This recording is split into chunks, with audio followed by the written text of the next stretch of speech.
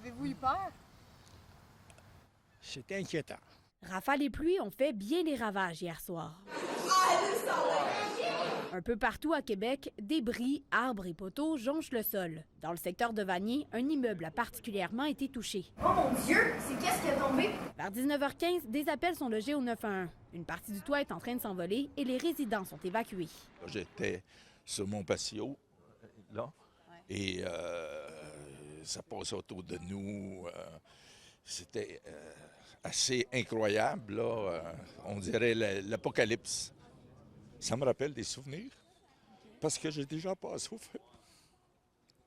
C'était un grand sentiment d'impuissance. J'étais dans ma porte patio comme ça, face à la rivière.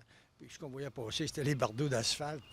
Ça passait, puis même ça a graffiné des voitures. En voyant ça, on est monté en haut à toute vitesse. On a ramassé notre bébé. On a quand même eu un petit moment de dire qu'est-ce qui se passe. On s'est réfugié au sous-sol.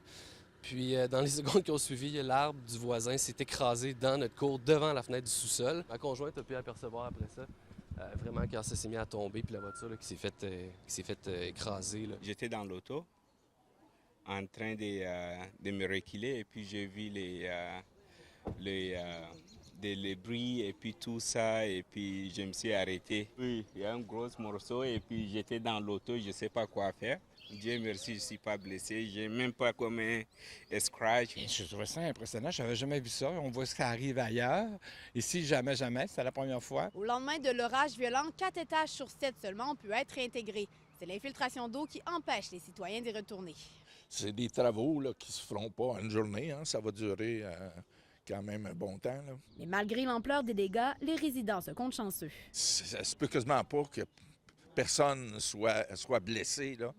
Et je pense que c'est quasiment un miracle. Plusieurs citoyens et entreprises se retroussent déjà les manches et s'affairent au nettoyage depuis le début de la matinée. Eliane Pilote, TVA Nouvelles, à Québec.